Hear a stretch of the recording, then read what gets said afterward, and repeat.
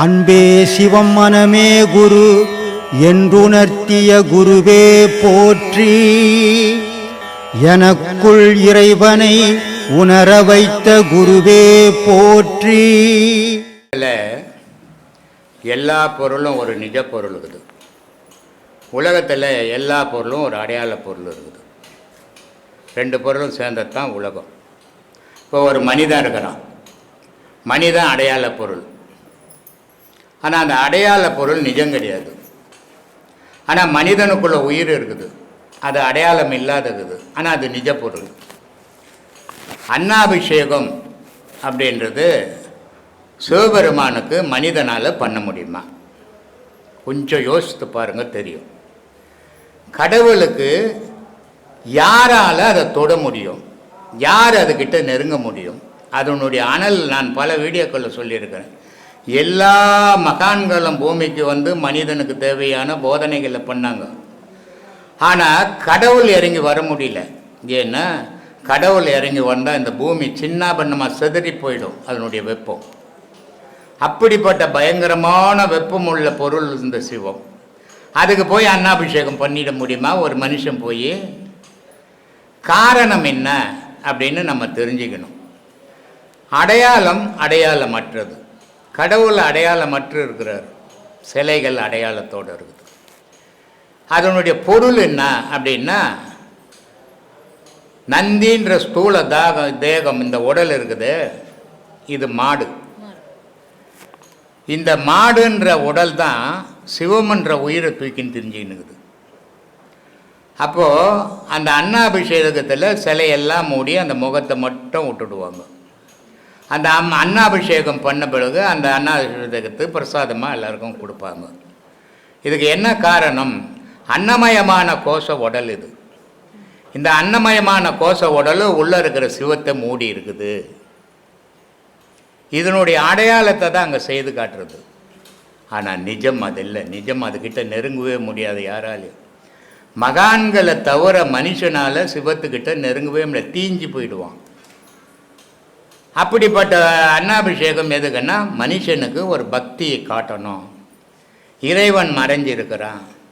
அதெல்லாம் அன்னமய கோஷமான உடல் நம்மளை மறைச்சி வச்சுருக்குது. நம்ம சிவத்தை தூக்கின்னு தான் தெரிஞ்சுன்னுக்கிறோம். ஆனால் நம்ம உடலையே நம்பி வாழ்ந்துன்னுக்கிறோம், உள்ளே இருக்கிற பொருளை நம்பி வாழலை. அதனால் உள்ளே இருக்கிற பொருளை நம்பி வாழுங்க. அதற்காக இந்த அன்னாபிஷேகம் கடவுள் உள்ளே இருக்கிறாரு, மேலே சாதத்தால் மறைச்சி இருக்குது அப்படின்னு காட்டுறதுக்கு அந்த அன்னாபிஷேகம் பண்ணுறோம். விசேஷ நாள்னு சொல்கிறாங்க ஐயா, முகத்த நாள்னு சொல்கிறாங்க. அதெல்லாம் வந்து நிச்சயமாக அது அந்த மாதிரி நாளில் செல்லும் ஐயா. ஈர்த்துன்னு ஓடுறவனுக்கு விசேஷ நாள் இருக்குதா? முகத்த நாளுக்குதா? லவ் பண்ணிட்டு ஈர்த்துன்னு ஓடுறேனே அவனுக்கு விசேஷ நாள் இருக்குதாப்பா? முகத்த நாள் இல்லையா? இவன் மனசு தம்பா காரணம். அதுதான் சொல்கிறாங்க. முகூர்த்த நாளுன்றது அது ஒரு தொழிலுக்காக வகுத்து வச்சது. சரி, இந்தந்த நாள்கள் இந்தந்த நேரங்கள் நல்ல நேரங்கள் இருக்குது. இன்னைக்கு ஜோசியமே பொய்யா போயிடுச்சு. ஆமாம் ஐயா. காரணம் என்ன? அன்னைக்கு ஆதியில் கிரகத்தை வச்சு ஜோசியம் கணிச்சிருந்தோம். இன்றைக்கி கிரகங்கள்லாம் மாறி போச்சு. ஜோசியம் அதனால் சொல்கிறதெல்லாம் பொய்யா போகுது. ரெண்டாவது, முன்ன ஜோசியம் சொன்னவங்கெல்லாம் சத்தியத்தையே சொன்னாங்க. அவங்க காசுக்காக பார்க்கறது கிடையாது. அவங்க வந்து ஞானத்தில் இருந்தவங்க, ஜோசியத்தையும் தெரிஞ்சுக்கணுங்க. சொன்னால் அவங்க வார்த்தை சொன்னவே பொய்யாவாது. இப்போ தொழிலுக்காக ஜோசியம் ஆகிப்போச்சு. எல்லாம் படிச்சுட்டு ஜோசியர் ஆகிட்டாங்க. ரெண்டாவது, கிரக சாஸ்திரங்களை இப்போ மாற்றி எழுதுகிற அளவுக்கு திறமைசாலி யாரும் கிடையாது. அப்போ இருந்தவங்க திறமைசாலிங்க, கிரகத்தை பார்த்தாங்க, மாற்றி எழுதுனாங்க. அதனால் இந்தந்த நேரத்தில் இந்தந்த ராசிக்காரம் பண்ணால் நல்லது நடக்கும்னு எழுதி வச்சான். அது எல்லா காலத்துக்கும் பொருந்தில்லை. உனக்கு எது பிடிக்குதோ நீ அதை செய்யிட்டு போ. நீ போய் சனிக்கிழமை தாலி கட்டு பாய் மாதிரி. ஐயா, நீங்கள் சொன்ன வந்து உண்மை எனக்கு தெரிஞ்சு போயிடுச்சுங்க ஐயா. நான் வந்து முதல் உபதேசம் வாங்கி 5 மாதம் ஆகுது. இப்போ 2வது உபதேசம் வாங்கிட்டு வந்துக்கிறேன் ஐயா. அதுதான் சரி, இது உண்மையா என்னான்ட்டு கேட்கலான்னு தான். உண்மையா பொய்யான்னு அதை எப்படி சொல்லுவேன்? அப்படி இல்லையா, முகத்த நாள் அது இது முகத்த நாள் ஒருத்தன் கல்யாணம் பண்ணிக்கிறான். ஆமாம், யாரை போய் கேட்கலாம் இது உண்மையா பொய்யான்ட்டு? இல்லை, இதெல்லாம் நாள் வகுத்து வச்சுக்கிறாங்களே எப்படி என்னான்ட்டு. எல்லாம் கரெக்டாக தான் வகுத்தான். நீ நல்லா இருக்கணும்னு வகுத்து வச்சா. நீ தான் அதுபடி நடந்துக்கிறதே இல்லையா? முகூர்த்தம் சாலின்னு ஒருத்தன் தான் தெரியுமா? கேள்விப்பட்டுக்கிறியா? கேள்விப்படல ஐயா.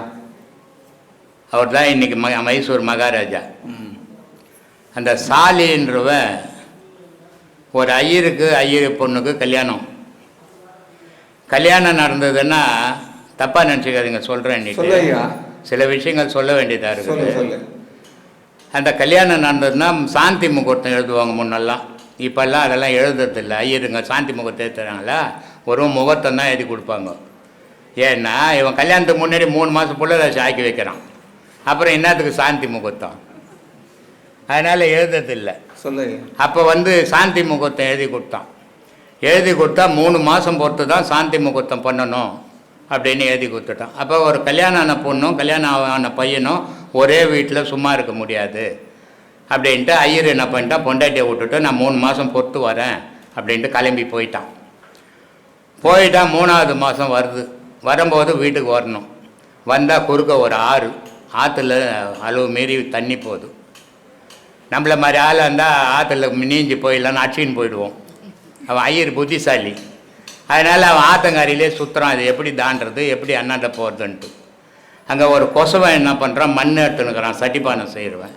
அவன் இந்த ஐயரை பார்க்குறான். என்ன ஐயர் ஆற்றங்கரையிலே சுற்றுறாருன்னு போய் கேட்குறான், என்ன ஐயரை ஆற்றங்கரையிலே சுற்றுற அப்படின்னா. அப்போ சொல்கிறான், இந்த மாதிரி எனக்கு கல்யாணம் ஆச்சு, இந்த நேரத்தில் சாந்தி முகூர்த்தம் நடந்தால் பிறக்கிற குழந்தை அறிவாளியாக பிறக்கும், திறமசாலியாக பிறக்கும், வீரனாக பிறக்கும். ஆனால் அந்த நேரம் போகிறதுக்காக நான் திரியிறேன். இப்போ இந்த ஆற்றுல இவ்வளோ தண்ணி போகுது, என்னால் அண்ணாண்ட கடந்து போக முடியல அப்படின்னு நம்ம சொல்கிறான். அப்போ அந்த சட்டிபானை செய்கிறவர் சொல்கிறாரு, இது மாதிரி நீ அண்ணாண்ட போக முடியாது, தண்ணி அதிகமாக இருக்குது, என் வீட்டில் வயசு பொண்ணு இருக்குது, நீ அதுக்கிட்ட போயிடு அப்படின்ட்டு அவர் பொண்ணுக்கிட்ட எட்டும்பா ஐயரை விட்டார். அந்த கொசவனுடைய பொண்ணுக்கும் அந்த ஐயருக்கும் பொண்ணு தான் சாம்பராஜா உடையார். விக்ரமாதித்தனியே கொன்னுச்சது சாலி.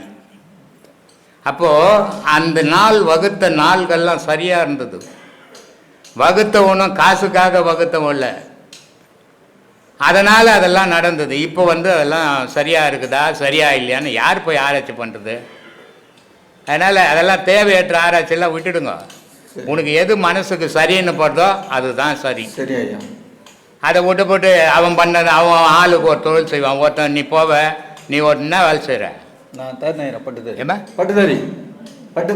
பட்டுத்தறி பண்ணுற. இன்னொருத்தன் சொல்கிறான், காஞ்சிபுரம் போனால் காலாட்டிக்கினா சோத்துடலாம், பிச்சை எடுத்து சோத்துணுங்கன்றான். ஒரு காலத்தில் காஞ்சிபுரம் போனால் காலாட்டின்னு சோத்துடலாம், ஏன்னா தறி வீட்டுக்கு தறி. இப்போ தறி கிடையாது.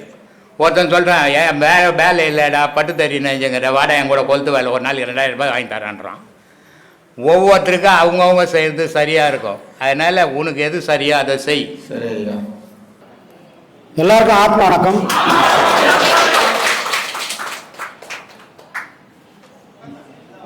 நீண்ட இடைவேளைக்கு பிறகு இப்போ நாம் எல்லாரும் இந்த சிரிச்ச முகத்தோட உங்களை பார்க்கறதுல எனக்கு ரொம்ப சந்தோஷம்.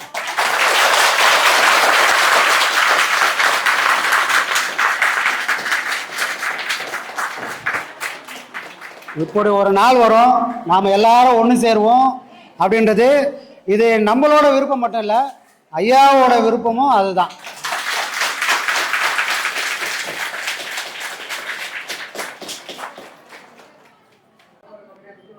ஐயாவுடைய குரு வாழ்த்தை முதல்ல படிச்சுட்டு நம்ம தொடங்குவோம். படிச்சிடலாமா? மனம் மனத்தினில் ஒடுங்கி நம் மாயையெல்லாம் நீக்கி தூய ஒளி கிளம்பி நம் துன்பமெல்லாம் தீர்த்து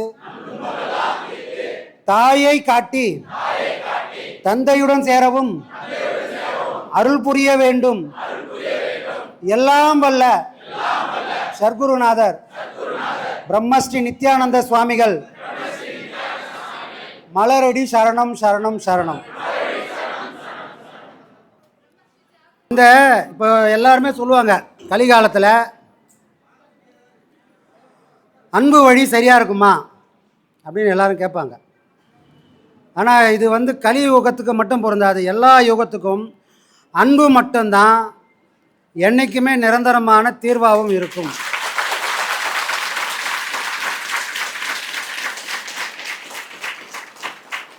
ஏன் இதை சொல்கிறேன்னா, அன்பு ஒரு தேடி ஒருத்தர் பயணம் பண்ணால் அதை தேடி பயணம் பண்ணக்கூடிய எல்லாரும் அமைதியாகவும் இருப்பாங்க. இப்போ நாம் எல்லாரும் இவ்வளோ அன்பாகவும் அமைதியாகவும் இருக்கிறதுக்கு காரணம் யாருன்னு கேட்டால் நம்மளுடைய சர்க்குருநாதர்.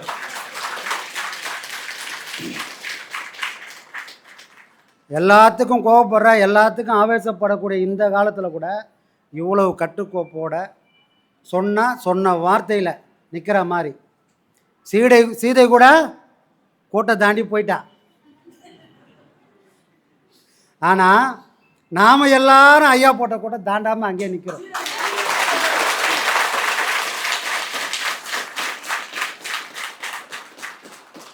காரணம் என்ன அப்படின்னு சொன்னால், யாருக்கெல்லாம் பொறுப்புகள் இருக்குதுன்னு உணர்றாங்களோ அவங்க எல்லாரும் அதை காப்பாற்றுறதுக்கான முயற்சியை பண்ணுவாங்களே தவிர யாரும் கெடுக்கிறதுக்கான முயற்சியை பண்ண மாட்டாங்க. இது யாரோட ஆசிரமம், என்றைக்கோ ஒரு நாள் போகிறோம் அப்படின்னு நீங்கள் நினச்சிருந்தீங்கன்னா இந்த நாளைக்கு நீங்கள் யாரும் வந்திருக்க மாட்டீங்க. ஆனால் இது நம்மோட ஆசிரமம், என் குருநாதரோட ஆசிரமன்றதுனால தான் நாம் உருவத்தால் தூரமாக இருந்துட்டோம், ஆனால் உள்ளத்தால் இன்னும் நம்ம ஒன்றாயிட்டோம். ஏற்கனவே ஒன்றா தான் இருந்தோம், பூக்கடையில் விற்கிற பூ மாதிரி இருந்தோம். ஐயா என்ன பண்ணார், ஒரு நூல் எடுத்து எல்லா பூவையும் ஒன்றா சேர்த்துட்டார். இந்த சோதனையும் நம்மளை எல்லாரையும் ஒன்று சேர்க்கறதுக்கான ஒரு நல்ல விஷயமாக பார்ப்போம். நம்ம அதுக்குள்ளே போக வேண்டாம், சரிங்களா? எல்லாமே நல்லதுக்கு தான். தெய்வத்தை மீறின ஒரு சக்தி இந்த உலகத்தில் கிடையாது, அது சாஸ்வதம்.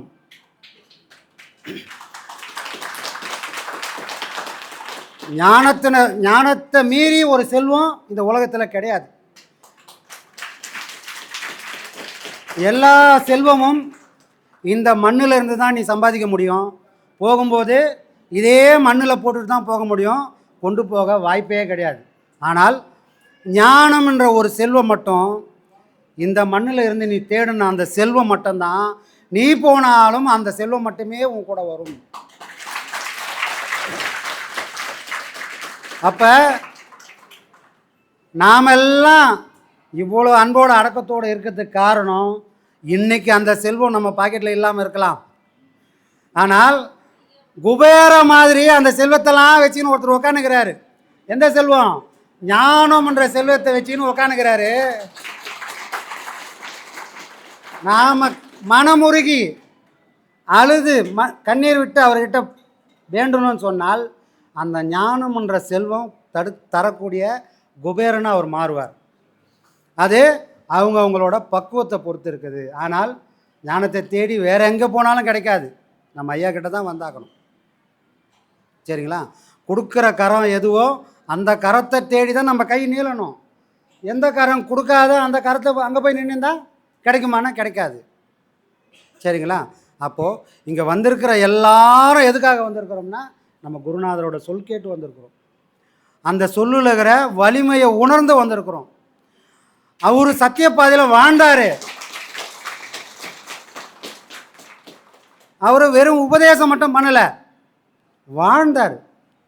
என்னோட வாழ்க்கை தான் உங்களுக்கான முதல் உபதேசம். ஒரு மனுஷனால் ஞானத்தை தேடுற வரைக்கும் தான் ஒரு வீட்டுக்குள்ளே இருந்து அந்த பயணத்தை தொடர முடியும்.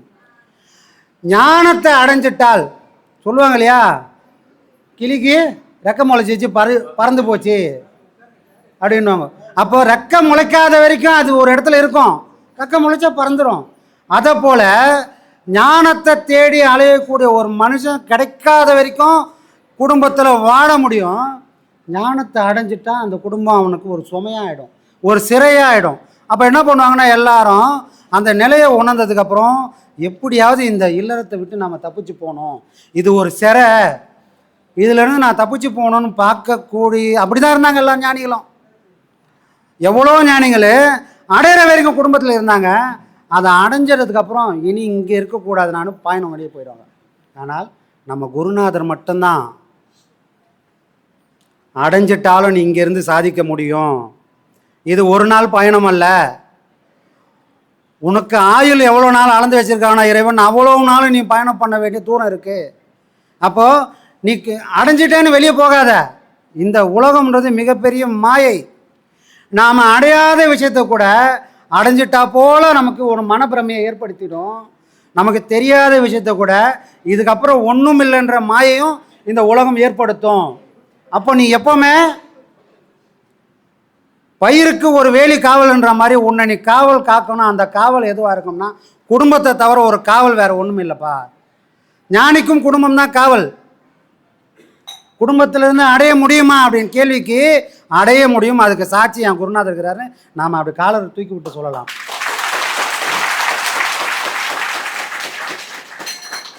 எதுக்காக அப்படின்னா ஒரு சிவன் கோயிலையும் சிவன் இருக்கிறாரோ இல்லையோ 4 பேர் கண்டிப்பாக இருப்பாங்க. 4 பேரும் 4 விதமான வாழ்க்கை நிலைகளை 4 விதமாகவும் இறைவனை அடைய முடியும்னு சாட்சியாக அவங்க இருக்கிறாங்க. ஒவ்வொருத்தரும் ஒரு சாட்சி. அதில் மிக சிறந்த சாட்சி யாருன்னு சொன்னால் சுந்தரர்.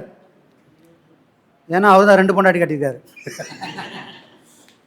2 பொண்டாட்டி கட்டினாலும் என்னால் இறைவனை அடைய முடியும்னு சாட்சியாக அவர் நிற்கிறாரு.